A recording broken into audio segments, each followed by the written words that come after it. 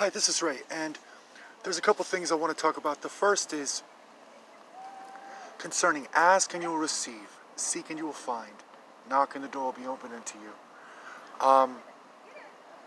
You know my opinion about the conversation with the scribe. Foxes have dens and birds have nests, but the Son of Man has no place to lay his head. Do I believe that Jesus Christ was talking about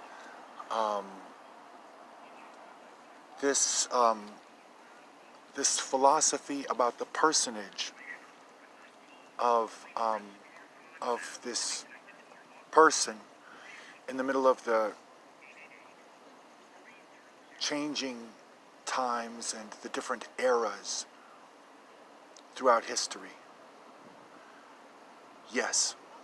Yes, I do think that's what he was talking about. I think that he covered the territory completely. I think that he did not misspeak.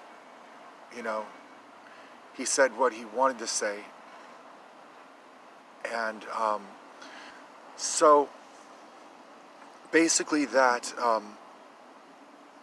if you were going to be confused about the personages of people, such as a Son of Man, for instance, then you were not actually going to follow Jesus Christ, because this person had asked Jesus Christ to become an apostle or a disciple of Christ. And that the person who's extremely confused about the personage of all these people was King Herod, who was a terrible murderer during the time of Christ, and even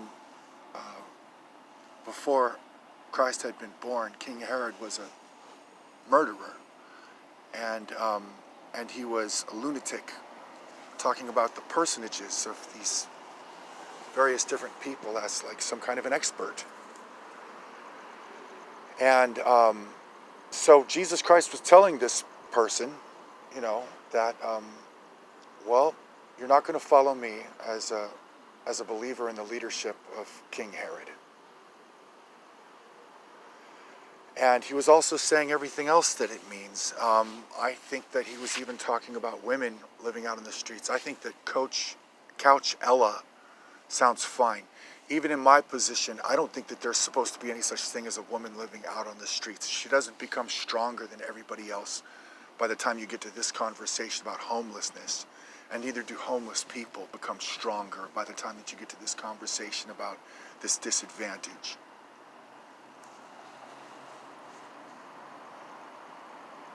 The other thing I want to talk about is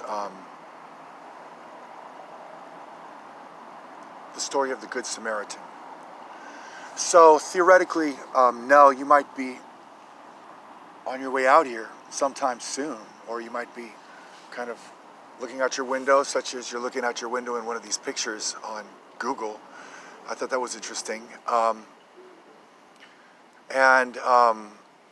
So no, when you get here, don't just drive down the street and park right there and then just have me just walk on by and just have this thing like, the story goes like, is it Nell? And if he doesn't know, then oh well, you know, because these types of engagements that we get into sometimes, I'm not sure that it's the right type of an approach, you know, with homeless people, you know, which is the responsibility to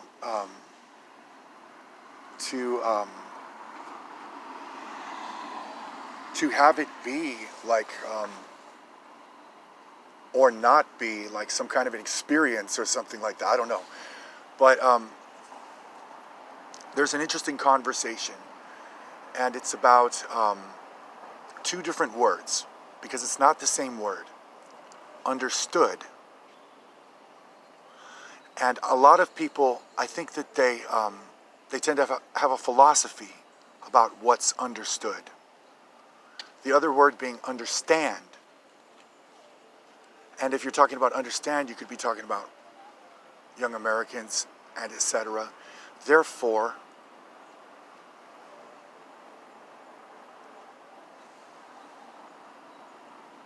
we have communicate. And sometimes you might wonder if it's really necessary for somebody to get stuck on that subject, you know.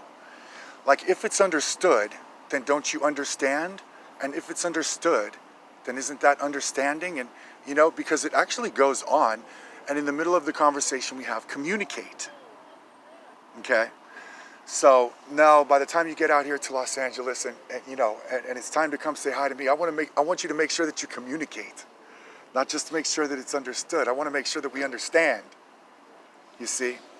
And I don't know, I mean, maybe that's actually tricky territory, conversation territory for some people.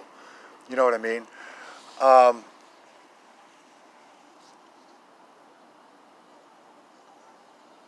So, you know, and why do we have to look at sociology or society like as if it was some kind of a holding hands on the way to this nervous breakdown because it's understood? You know what I mean? Whatever it is, it's understood, and we're all just holding hands, jolly, you know, walking along the trail, you know, or the path, or whatever it is, you know, the straight and narrow path which leads to life, and the wide and well-traveled road that leads to destruction, I guess. You know, that might not be exactly what that is, but it's kind of funny to think about. But